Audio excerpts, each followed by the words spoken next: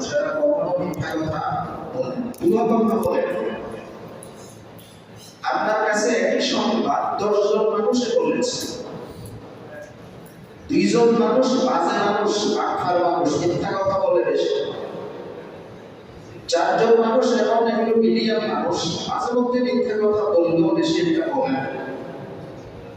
4 জন মানুষ এবং এরা কখনো মিথ্যা কথা বলে না, একদম উন্নত মানের মানুষ। এই মিক্স মানুষ, কিছু ভালো কিছু খারাপ কাছে খবরটা বলেছে। আপনি যদি বাজে মানুষগুলোর দিকে তাকান তাহলে ভুয়া খবর, সবসময় মিথ্যা কথাই বলে। ভালো মানুষের দিকে তাকাইলে বলবেন এত কোনোদিন মিথ্যা কথা বলে না, সঠিক খবরটা অবশ্যই সঠিক। তো উলুমুল হাদিসের আলোকে কোন একটা বিষয়ে যতজন বর্ণনাকারী আছে সব মানুষ যদি দুর্বল হয়, সব মানুষ যদি বাজে হয়, সব মানুষ যদি একক হয়ে মৃত্যু, তাহলে ওই বিষয়টা প্রমাণিত হবে। কারণ যতজনে বর্ণনা করেছে সব ভুল। আর যদি কোনো একটা বিষয় কিছু ভুয়া মানুষও আছে বর্ণনাকারীর মধ্যে, আবার কিছু ভালো মানুষও আছে, তাহলে ওই বিষয়টা বর্ণনাকারী ভুয়া হওয়ার কারণে ভুয়া হবে না, কারণ তার বিশুদ্ধ বর্ণনাকারী আছে। যেমন নামাজ, নামাজ যে ইসলামের অংশ, এটাকে অস্বীকার করতে পারবে না। এটা কোরআনে আছে, সহিহ হাদিসে আছে, আবার নামাজ সম্পর্কে দুর্বল হাদিস আছে।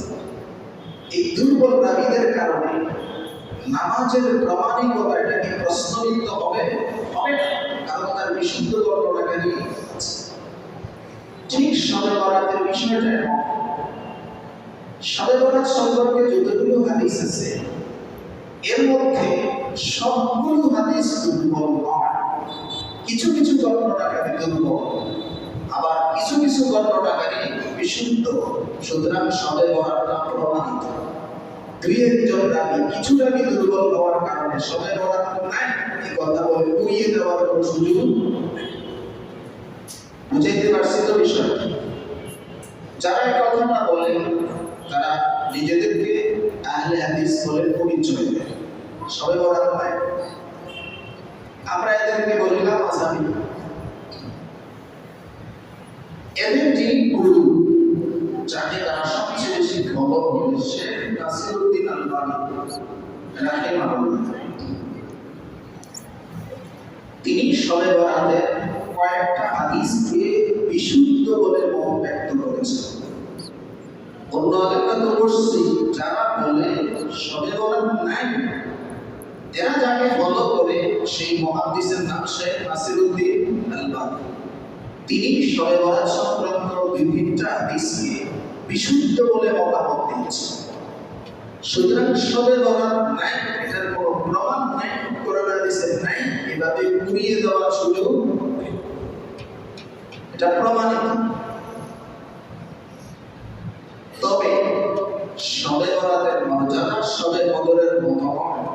শবে কদরের মর্যাদা অনেক বেশি, তার চেয়ে একটু কম মানের মর্যাদা হলো শবে বরাতের। শবে কদরের মর্যাদা কোরআন দ্বারা প্রমাণিত, আর শবে বরাতের মর্যাদা হাদিস দ্বারা প্রমাণিত। শবে বরাত মর্যাদাপূর্ণ রাত, সুতরাং এটার মধ্যে আমল করতে হবে, নিজের মন করা মতো নয়।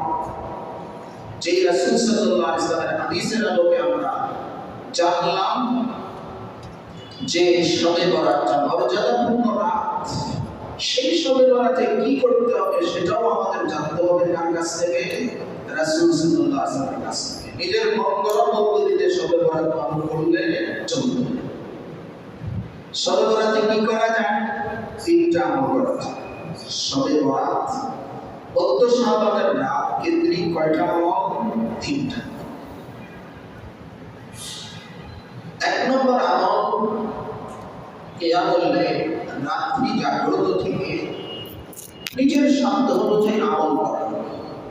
1 নম্বর রাত জেগে আমল করা। কি আমল করব? শরীয়তে নির্ধারিত কোনো ধরনের নফল আমল আমি করতে পারি, নফল নামাজ পড়তে পারি, কোরআন তেলাওয়াত করতে পারি, জিকির আজকার করতে পারি, দুরূদ শরীফ পড়তে পারি, ইস্তেগফার করতে পারি, যে কোনো ধরনের আমল, নফল আমল সবে বরাতে করতে পারি। জেগে জেগে নিজের সামর্থ্য অনুযায়ী আমল করব। আমার মন চায় নফল নামাজ করতে, নফল নামাজ করি, মনে চায় জিকির করতে, জিকির করি, মনে চায় কোরআন তেলাওয়াত করতে, কোরআন তেলাওয়াত করি, মনে চায় আমার দুরূদ শরীফ পড়তে পড়ি, মনে চায় আমার ইস্তেগফার করতে ইস্তেগফার করি, যে কোনোটাই করা যায়। অনেকে বলেন হুজুর শবে বরাতের নামাজ পড়ার নিয়ম, তার জবাব হলো আলাদা কোনো নিয়ম না। অন্য সময় যেমন নফল নামাজ পড়েন, শবে বরাতও কোন রাকাতে কোন সূরা পড়ব, আপনার যে রাকাতে যে সূরা পড়তে মনে চায় ওটাই পড়বেন। বিশেষ কোনো ধরা বাঁধা নিয়ম। বিভিন্ন অনির্ভরযোগ্য বইয়ের মধ্যে শবে বরাতের বিশেষ নামাজের পদ্ধতি লেখা আছে, এগুলো সঠিক হাদিসের আলোকে প্রমাণিত। আপনি যেভাবে চান ওভাবে বলবেন, অন্য পদ্ধতির মধ্যে। তবে যদি এর আগে আপনি সালাতুত তাসবিহ নামাজটা পড়তে পারেন, সালাতুত তাসবিহ এটা শবে বরাতের নামাজ না, এটা বছরের যে কোনো দিন পড়া যায়। এটাই আমি শবে বরাতে বললাম। এই রাতে আল্লাহ তাআলা গুনাহগারদেরকে maaf করে দিবেন। আল্লাহর কাছে maaf চাইতে হবে। maaf চাওয়ার একটা পদ্ধতি হলো সালাতুত তাসবিহ। রাসূল সাল্লাল্লাহু আলাইহি সাল্লাম নিজের চাচা হযরত আব্বাসকে বলেছেন, চাচা আপনি যদি এই সালাতুত তাসবিহ নামাজটা পড়েন, আল্লাহ তাআলা আপনার 10 ধরনের গুনাহ maaf করে দিবেন। 10 প্রকারের গুনাহ, ছোট গুনাহ, বড় গুনাহ, গোপন গুনাহ, প্রকাশ্য গুনাহ, দিনের গুনাহ, রাতের গুনাহ, এভাবে 10 প্রকারের গুনাহ আল্লাহ তাআলা maaf করে দিবেন। রাসূল সাল্লাল্লাহু আলাইহি সাল্লাম চাচাকে শিক্ষা দিয়ে বলেছেন, চাচা আপনি পারলে প্রতিদিন এই নামাজটা একবার পড়বেন। যদি প্রতিদিন না পারেন, সপ্তাহে একবার এই নামাজটা পড়বেন। যদি সপ্তাহে না পারেন, মাসে একবার সালাতুত তাসবিহ নামাজ পড়বেন। যদি মাসেও না পারেন, বছরে একবার সালাতুত তাসবিহ নামাজ পড়বেন। যদি বছরেও না পারেন, জীবনে হলেও একবার সালাতুত তাসবিহ নামাজ পড়বেন। সালাতুত তাসবিহ নামাজ পড়তে চাইলে আরেকটা থেকে নিয়ম শিখে নিন। অনেক ফজিলতপূর্ণ নামাজ। আমি শবে বরাতে নামাজটা পড়তে পারি। শবে বরাতে এটা পড়তেই হবে এবং জরুরি নয়, পড়তে পারলে আমল করব রাত জেগে। মনে রাখবো ইসলামের সবকিছুর নিয়ম বাঁধা আছে। কোন ইবাদত সবাই মিলে করবে, কোন ইবাদত একা একা করবে, শরীয়তে এটা ঠিক করে দিয়েছে। শরীয়তে ঠিক করে দিয়েছে 5 ওয়াক্ত নামাজ একা একা পড়বে না, বরং জামাতে সম্মিলিতভাবে পড়বে। জুমার নামাজ একা একা পড়বে না, সম্মিলিতভাবে পড়বে। ঈদের নামাজ একা একা পড়বে না, সম্মিলিতভাবে পড়বে। এগুলো সম্মিলিত ইবাদত, ইজতিমাই ইবাদত। আবার ইসলাম ঠিক করে দিয়েছে কিছু আমল তোমরা করবে একা একা। সুন্নত নামাজ, নফল নামাজ, যত নফল আমল আছে সব করবে একা একা। শরীয়তে যেটাকে যেভাবে বলেছে ওভাবে করাটাই হলো শরীয়ত মানা ইসলাম। মনে রাখবো শবে বরাতের যত ইবাদত আছে কোনোটাই সম্মিলিত না, সব একা একা।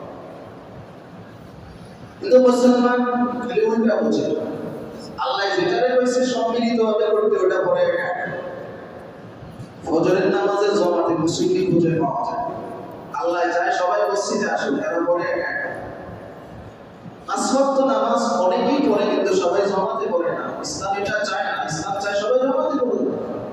ইসলাম যেটা চায় জামাতে পড়ুক, এটা পড়ে একা একা। শবে বরাতে আল্লাহর মানসা, আল্লাহর চাওয়া, আল্লাহর রুচি হলো তোমরা একা একা নামাজ পড়ো, একা একা ইবাদত করো। কিন্তু শবে বরাতে সবাই মসজিদে উপস্থিত, এটা শরীয়তের মানসা। শবে বরাতের মর্যাদা আছে, তবে ইবাদত করব কিভাবে?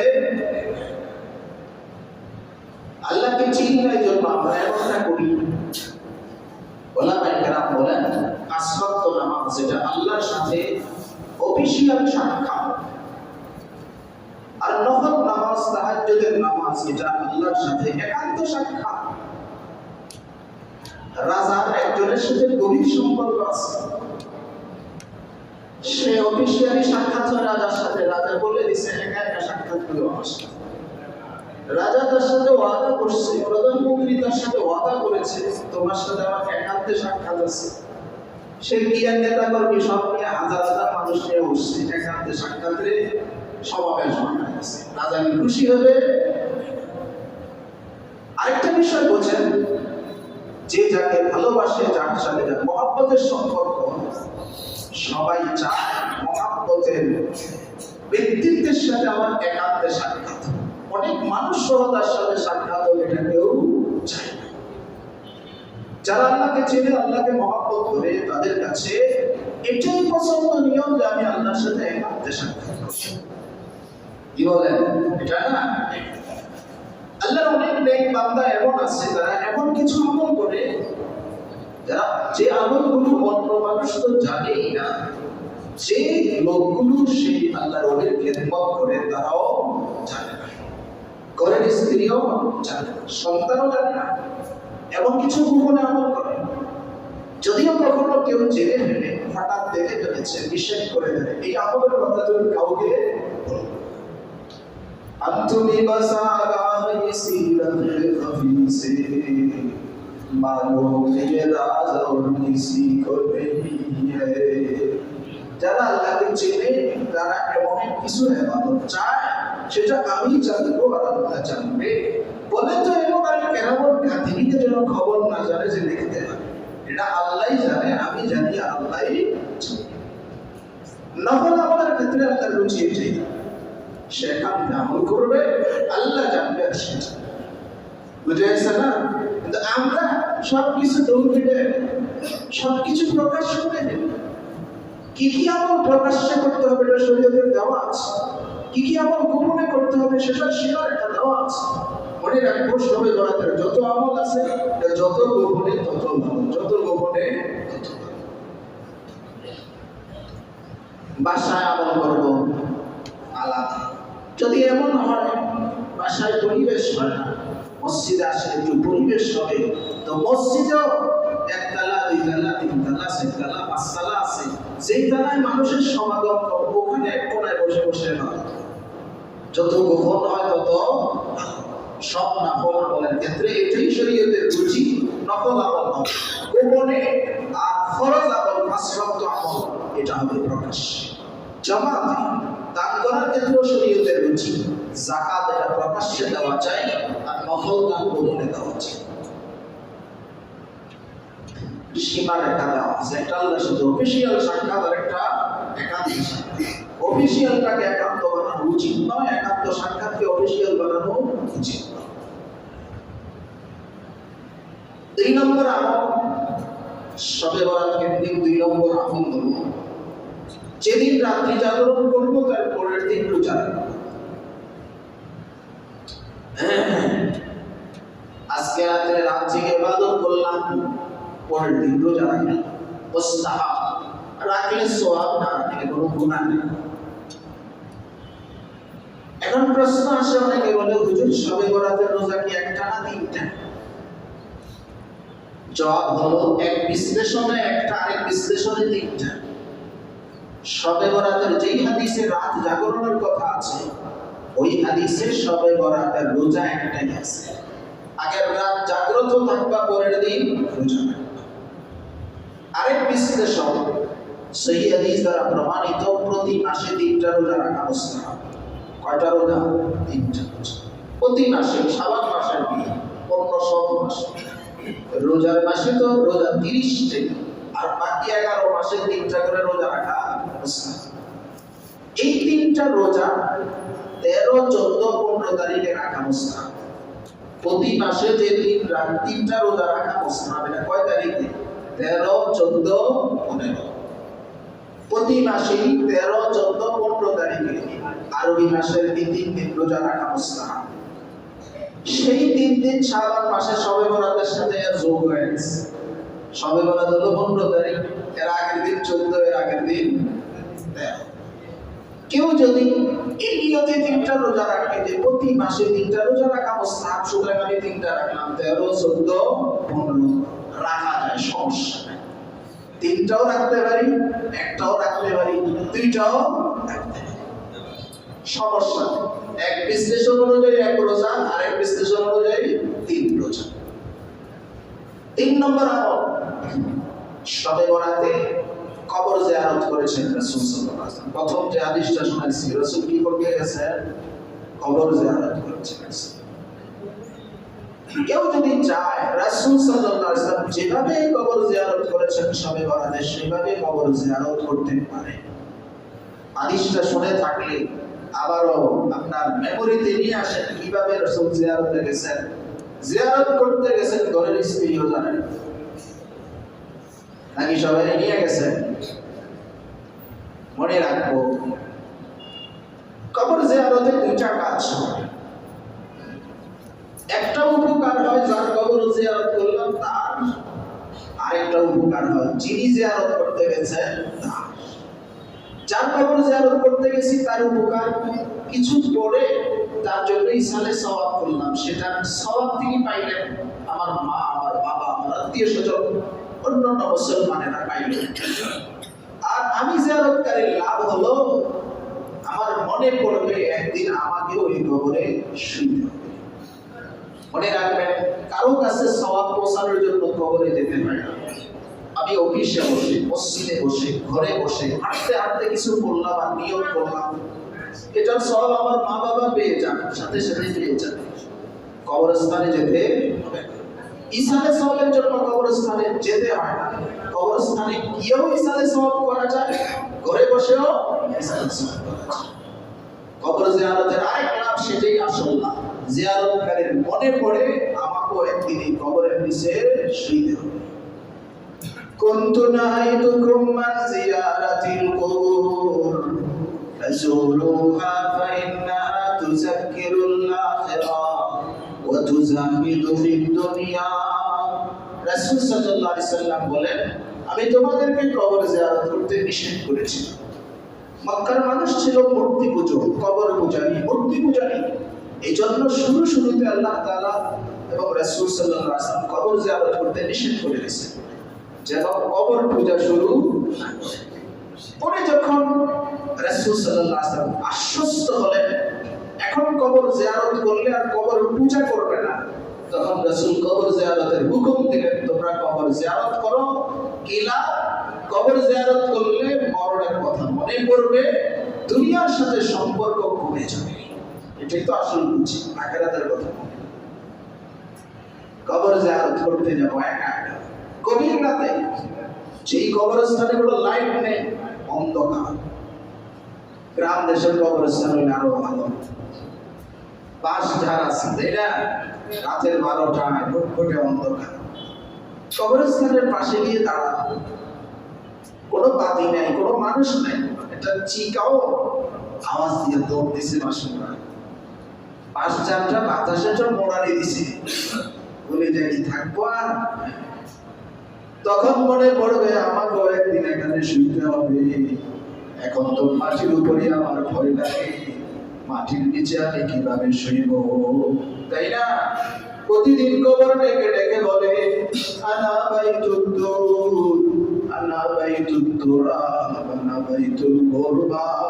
কবর ডেকে ডেকে বলে, আমি মাটির ঘর, আমার এখানে আসার আগে বিছানার ব্যবস্থা করে আসবা। কবর ডেকে ডেকে বলে, আমি পোকামাকড়ের ঘর, সাপ বিচ্ছুর ঘর, এখানে আসার আগে সাপ বিচ্ছু মারার ব্যবস্থা করে আসবা। কবর ডেকে ডেকে বলে, আমি একাকিত্বের ঘর, তুমি মানুষ একাকি থাকতে পারবা না, এই কবরে আসার আগে তোমার কবরে কি সঙ্গী হবে, সঙ্গীর ব্যবস্থা করে আসবা। কবরে জিয়ারতের এটা হলো আসল লাভ। এটা যদি দল বলে যায়, এই কবরে জিয়ারতের কোনো লাভ, এটা তো অনুষ্ঠান হয়ে গেল। এখন তো কবর জিয়ারত এটা রাজনৈতিক কর্মসূচি। কবর জিয়ারত কি রাজনৈতিক কর্মসূচির জিনিস? যারা রাজনৈতিক কর্মসূচি হিসাবে পালন করে না, এরাও একটা দল বল নিয়েছে, সব মা বাবার কবরটা জিয়ারত করে আসি। একা একা যাবো, মরণের কথা মনে পড়বে, কবর জিয়ারতের আসল লাভ। যদি এভাবে পারি কবর জিয়ারত করতে, সবাই ওনাতে কবর জিয়ারত করবে। আর যদি এভাবে না পারি তাহলে করবো না। এখন সবে বরাতে বিশেষ করে শহর অঞ্চলে সবগুলো কবরস্থানে আলাদা লাইটিং এর ব্যবস্থা, ওখানে একটা আনন্দের মতো হয়ে যায়। এই কবর জিয়ারতের কোনো লাভ। এখন মাশাআল্লাহ অনেক যুবকদের মধ্যে অনেক চেতনা আসে, এর মধ্যে একটা চেতনা করে কবর উন্নয়ন করে। আজকেও আসতে দেখলাম এক এলাকায় দিক দিয়া অনেক যুবকরা কবরস্থানের ময়লা আবর্জনা পরিষ্কার করতেছে, কবরগুলো সাজাইতেছে। আমার নজরে পড়ছে, মনে হয় যুবকরা উদ্যোগী একটা কাম করতেছে। কবর উন্নয়ন অবশ্যই কবর উন্নয়ন, তবে উপরেরটা না ভিতরেরটা। উপর দিয়ে উন্নয়ন করে লাভ কি? আমার বাবার কবরস্থানটা পাকা করে দিলাম, উপরে লাইট লাগাইলাম, গাছগুলো পরিষ্কার করে দিলাম, কি লাভ হলো? আমার মা বাবার ভিতরে যদি কবরের আযাব হয়ে থাকে সেটা কি মাফ হয়ে গেল? আসল তো টেনশনের দরকার আমার ভিতরের আযাব মাফ হয়েছে কিনা। আজমির চুপরে কাফের ফুরফুলান ওয়ান্দারু কারে খুদায়ে আযজা ওয়াজাল। আল্লাহ রাব্বি রহমাতুল্লাহ আলাইহি বলেন, কাফেরের কবরের মতো উপরে তো খুব ফিটফাট, খুব সাজানো গোছানো, অনেক সুন্দর, কিন্তু ভিতরে তো খোদার আযাব চলে। এই কবরের উন্নয়নের লাভ কি? আসলে কবরের উন্নয়ন যেটা, সেটা হলো ভিতরে আমার আত্মীয় স্বজনের কবরের আযাব মাফ হচ্ছে কিনা, কি করলে আমার আবার কবরের আযাব মাফ হবে আমার মা বাবা, সেটা আসল কবর। আল্লাহ আল্লাহ বুঝদান করো এই কয় আমল। তবে সব শর্ত অনুযায়ী নিজের মন করার মতো করলে কোনো লাভ নাই। এর বাহিরে সবে বরাত কেন্দ্রিক বহু কিছু আছে। অনেক যুবকরা মনে করে এটা বিনোদনের দিন, আর কুমিল্লা আছে কিনা জানি না, ঢাকা শহরে আছে। সবে বরাতে অনেক উঠতি বয়সের ছেলেমেয়েরা ঘুমায় না, ভ্যান গাড়ি ভাড়া করে, একটা চালায়, 5টার উপরে উঠে এখান থেকে ওখানে, ওখান থেকে কতক্ষণ ফটকা বাজে, কোথাও ফটকা বাজে, এগুলো করতে থাকে সারা রাত করে। আর টুপি কিনবো একটা, সবে বরাতে টুপিটা মাথায় দিব, এই ভ্যান গাড়ি নিয়ে খালি ঘুরবো, এটা একটা খুশি। সবে বরাত কেন্দ্রিক মসজিদের লাইটিং করে, আলোকসজ্জা করে, সবে বরাতের সাথে এটা কোনো সম্পর্ক। আরে বিয়ে হইলে না মানুষ বাসায় আলোকসজ্জা করে, সবে বরাত থেকে মসজিদে বিয়ে হয়, মসজিদে আলোকসজ্জা করে।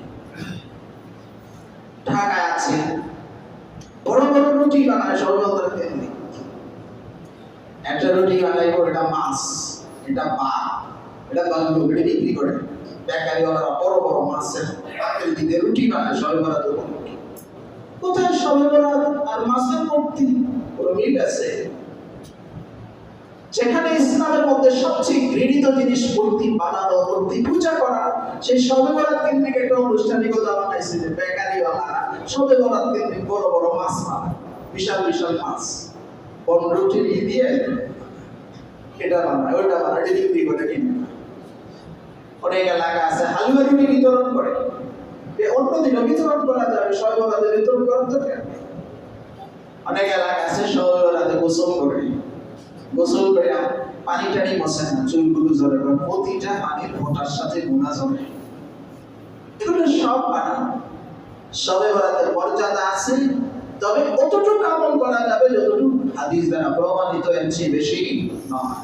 যেভাবে সবে বরাতে রাত্রি জাগ্রত থেকে ইবাদত করলে আল্লাহ রাজি খুশি হবেন, রাসূল সাল্লাল্লাহু আলাইহি ওয়াসাল্লামের সুন্নতের উপর আমল হবে, আল্লাহ তাআলা আমাদেরকে সেভাবেই সবে বরাতে আমল করার তৌফিক দান করেন। ওয়া আখিরু দাওয়ানা আলহামদুলিল্লাহ।